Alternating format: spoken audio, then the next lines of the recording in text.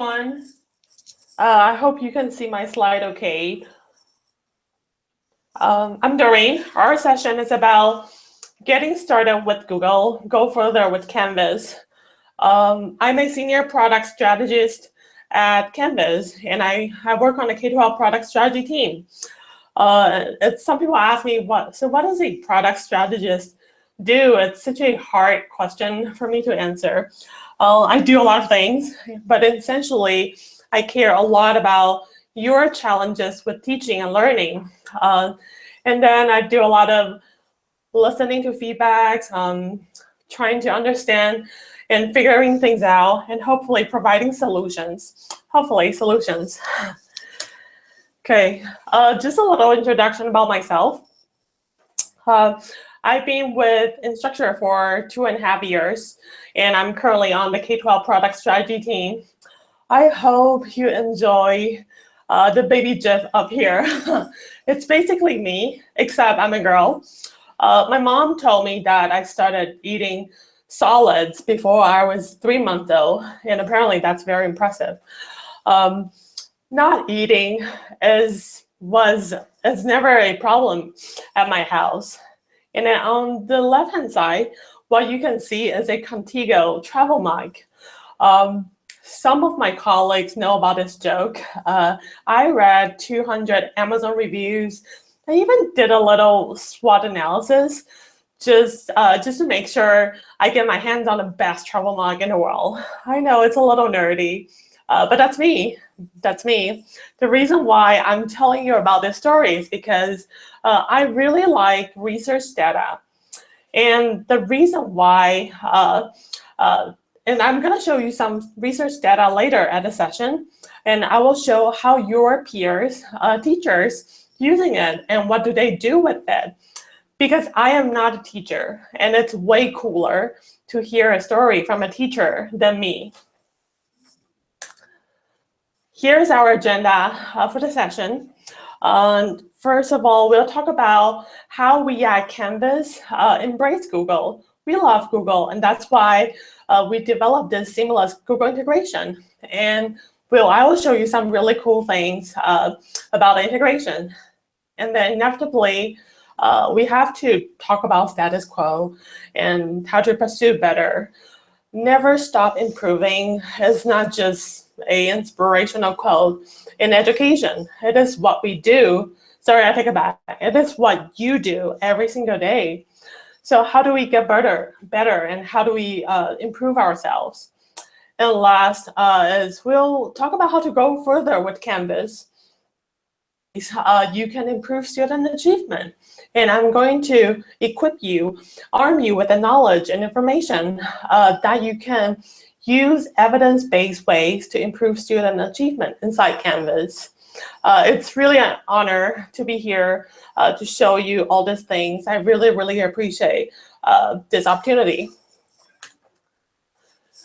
So first of all, at my live session at CanvasCon this past Monday, I asked a few questions to the audience. The first question I asked is, how many of you are Google District? And I can definitely see a lot of hands in the audience. And then I asked them, how many of you have Google integration enabled inside Canvas? And I probably see like 50% raise their hand. And then the last question I asked the audience is, how many of you have Google integration enabled, but your teachers or just really want to use Google, but not Canvas? And I'm glad there are a few hands showing up. I mean, it's not great, but great, because this is how I build my whole presentation. We love Google. At Canvas, we really do. And that's exactly why we want to enable teachers to continue to do things they love about Google inside Canvas. It's just like we want seamless integration. We want a seamless experience for teachers and students. It's just that important for us. Or we call it a group hug at Instructure. There are 5 really cool things coming out of this seamless integration. For example, like single sign-on, lots of method. If we can remember one last password or one last login info. That's better, right? We all just don't want that one extra thing to remember. But today, I will show you two coolest things out of this integration.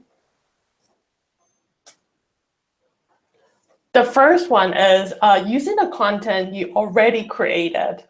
In K-12, we don't like to reinvent the wheels. You don't want to redo all that course materials all over again. You spend so much sweat, so much blood, so many tears creating all that great content material, and you don't want to do it all over again. We get it. Content creation is really hard.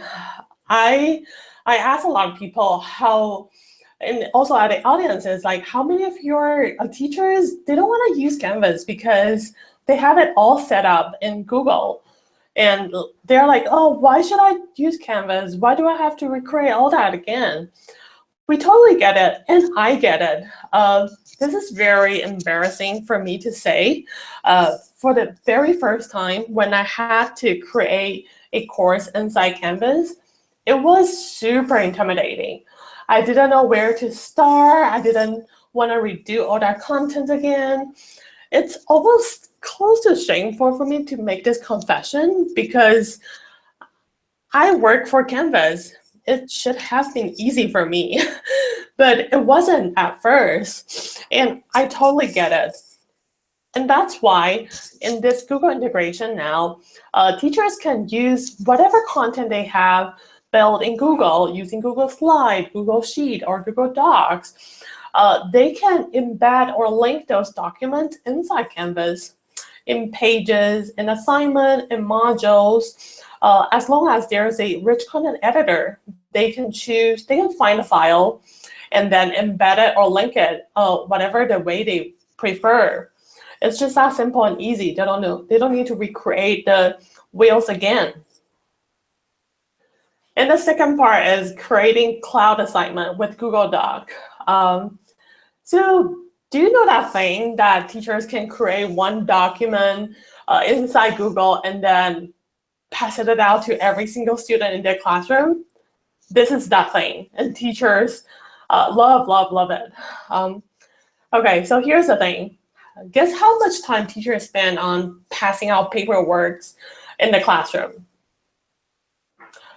They spend 2 minutes to 4% of their time just on passing out papers per class period.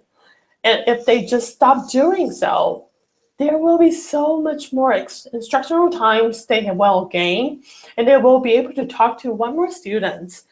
And this easily explains why teachers love cloud assignment. It saves teachers so much time. And now teachers can do the exact same thing inside Canvas, the exact same way. In Canvas, they can choose a Google Doc as a template, and using that template to create an assignment. And then it will automatically provision one copy to each student in their class. And then upon accessing that document, students will have one copy of the assignment in their own Google Drive. It's just that magical. And both teachers and students love this function so much.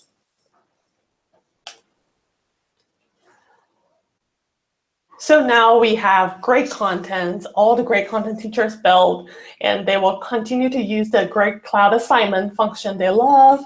What's next? How do we get further? What more can we do? And here, from this point on, this is where I will be arm you and equip you with knowledge that you can go back to share with your schools and district and teachers how to use evidence-based way to improve student achievement inside Canvas. But first, let's look at this beautiful living room. It makes me feel peaceful, but one of my colleagues actually told me she feels make her feel anxious because her kids are not in the picture. But anyway, let's zoom in around the TV area.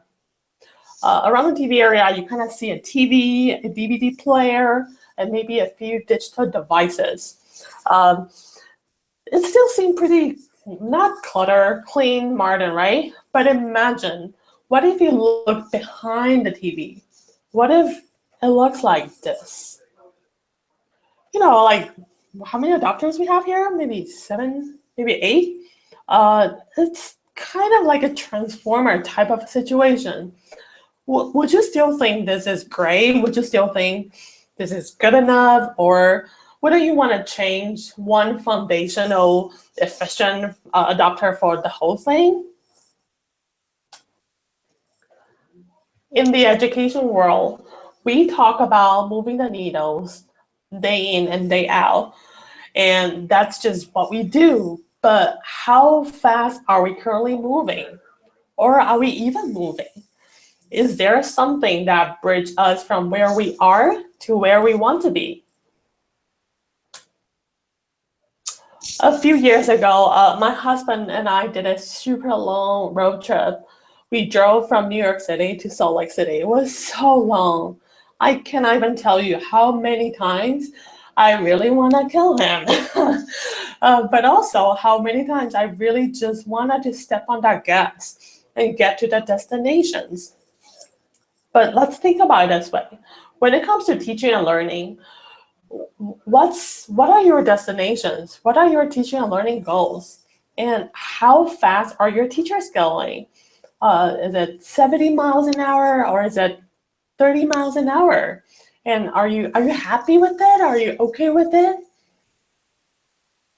And we all need to pursue better, all of us.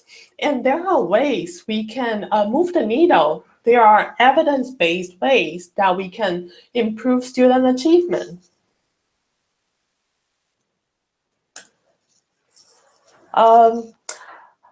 This is a really quick survey that I did at the live session, and I wish feel free to put in your thought onto chat box. Essentially, I would love to ask all of you, what are the 3 teaching approaches do you think have the highest learning effect? And I will give it a second for you guys to read through these 10 things. You have like homework, self-reported grades, teacher education, time to tasks, response to intervention, providing formative evaluation, learning styles, reciprocal teaching, acceleration, mastery learning, and class size.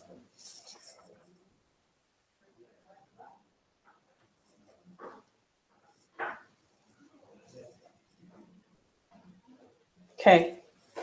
I'm sure a lot of you probably heard about who John Hattie is. John Hattie is an educational professor, a researcher. He did this humongous research combining 50,000 studies using meta-analysis. Turns out that his meta-analysis actually involved 80 million students. Turns out there are 195 influences and effect sizes related to student achievement. What he did is he measured the learning effect by teaching and learning approaches on student achievement during one school year, which is about 9 months. And on the left-hand side, you can see this really big, stretched, terrible visual. I don't expect you to read it at all, but it shows those 195 things that's affecting student achievement from 0 to maybe around 2. And then ironically, there are also things can have negative impact on students. Let's look at this chart here. The blue bars represent the zone of desired effects. There are things teachers can do to improve student achievement faster. And then the red bar represent most teachers live currently. For example, like time to task, homework, and class size. In between those two groups is 0.4 in terms of effect size. You can think about it this way. It's like driving 40 miles per hour, and that's how fast your teachers are going. And you really want to step on that gas and go faster and move to the zone of desired effects. The first one is self-reported grades. So guess who knows in terms of knowledge where students are currently? Students themselves, just by asking them how fast, how well they will do on this exam, or how many questions they will get it right on this exam, they will do better. I have a colleague who did it on her daughter. She just asked her daughter, how many questions do you think you will get it right on this assignment? And just by doing so, she sees improvement from her daughter's homework and performance. And in Canvas, there's a Whatif grade, which allows students to put in hypothetical grades. They can put it on assignment, they can put it on quizzes, and by doing so, they will be able to monitor their own progress and also exceed their own expectations. The next one is provide formative evaluation. Essentially, it's assess student knowledge before and during instructional time in the classroom. In other words, it helps teachers to know what to do next, what to teach next. I like to use cooking class as an example. When I look at these pictures, I have so many bubble heads, like talking bubbles next to them. You will have someone who is like, oh, I know what's going on, can we move on? And you will have some students who are not 100% sure if they did it right. And then you will always have some students who you kind of lost them 5 minutes ago. And this is exactly what's happening in the classroom. And for students, for teachers to be able to assess students' knowledge in the classroom is really important. It helps teachers tremendously what to teach next. And in Canvas, there are ways that we can do this. You can use assignment, discussions, and also the powerful quizzes tool inside Canvas. And what's even cooler is that there are so many great LTI tools out there. You can integrate with Canvas. For example, I know many high school teachers love Nearpod. It's a powerful assessment tool. And not to forget our one-of-a-kind magic marker that allows teachers to assess student knowledge inside the classroom live. The third one is reciprocal teaching. Do you know that thing that when you have to teach somebody something and you end up learning that thing super well? This is exactly that thing. And in Canvas, there are ways for students to do so. Students can use Google Doc, Google Sheet, Google Slide to create collaboration. Students can create interesting new topics through discussions. And then students can form small groups, which allow students to lead. And then last but not the least is if teachers enable, students can actually create content in pages used by the whole classroom. I have this great video, which unfortunately I won't be able to show today. This is a very interesting use case for this. There's one high school district. Not only they allow their students to create content themselves, and it's actually being used for the whole district. They allow students to create contents like all their dormitory or grouping or like all those related their student life information inside Canvas. And in that case, it's easy for students to find information. Quoting the presenter in the video, they say students live inside Canvas, so they want everything in Canvas. And students actually propose to creating those content inside Canvas themselves. The last three is response to intervention, acceleration, and learning mastery. They are very relatable, and that's why I put them all together here. RTI, you all are much more of an expert on this than I am. If a kid doesn't get it right the first time, do it again. Acceleration, don't hold back advanced students when they are ready to move on, when they are ready to learn more. And learning mastery is targeting knowledge gap And then identify a knowledge gap and target them based on individual needs. In Canvas, there are two powerful ways you can do this.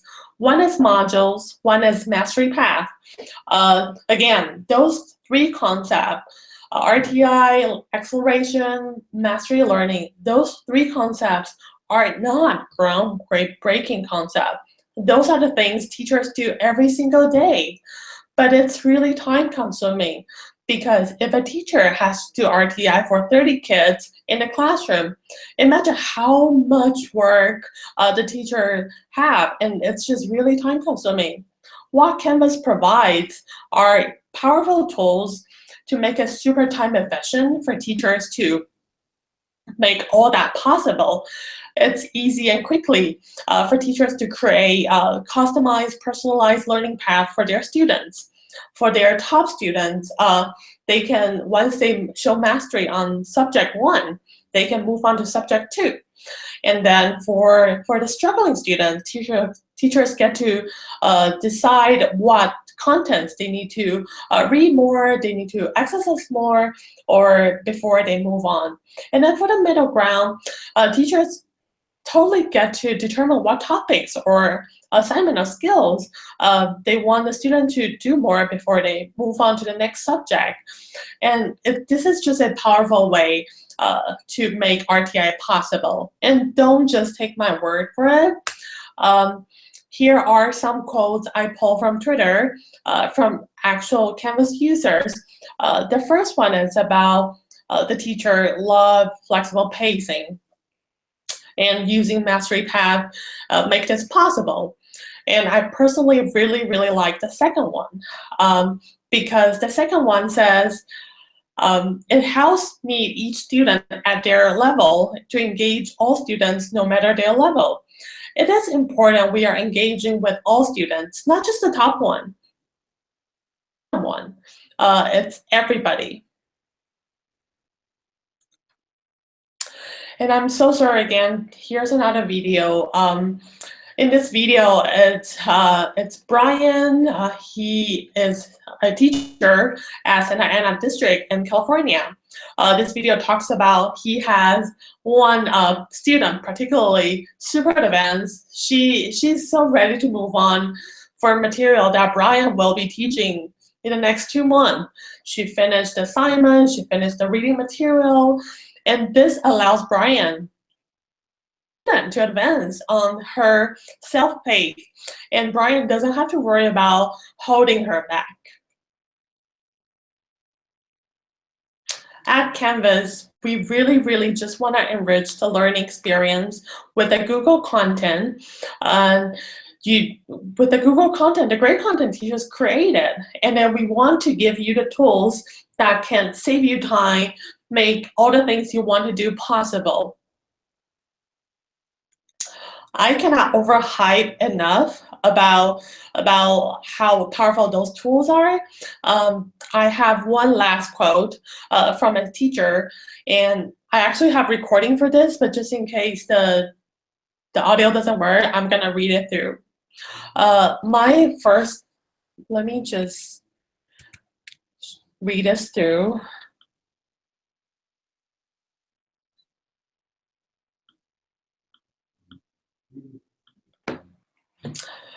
My first thought at prospect of losing Google Classroom was, oh no.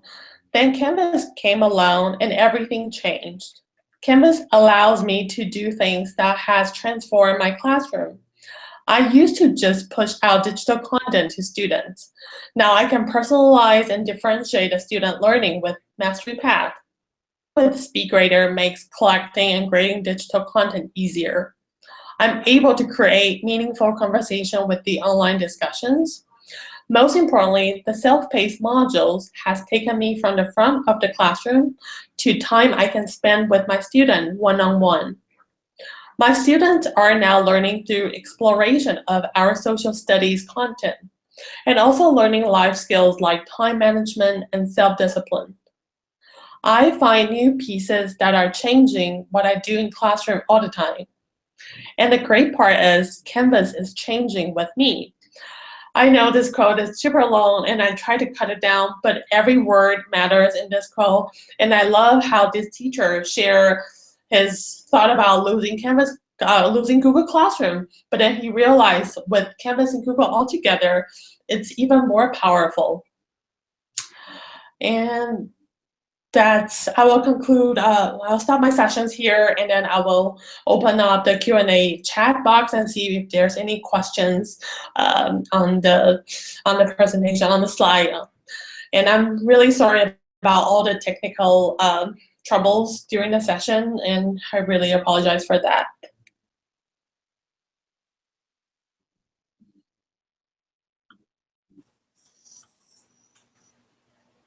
Thank you so much, Doreen. That was great. No worries about the technical difficulties. We'll make sure that we post all the links to the media that you referenced in the session. If there are any questions, please feel free to post them in the chat and we'll address them. If not, that's okay. You can reach out to Doreen through the community or through her email address, and we'll post all that information in the event page there as well. It doesn't look like there are any questions coming in at this point, and that's totally fine. We want to respect your time as well. Just wanted to say one more time, thanks to Doreen for being here and sharing your feedback and your insights. We look forward to seeing everybody else in future CanvasCon Encore presentations or other Canvas Live sessions as well. Thank you very much for being here.